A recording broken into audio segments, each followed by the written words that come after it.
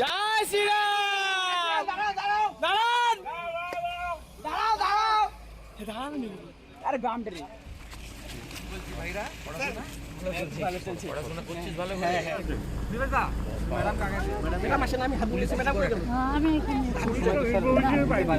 সামনে ঢাকা দিয়ে নাইছি। ভাই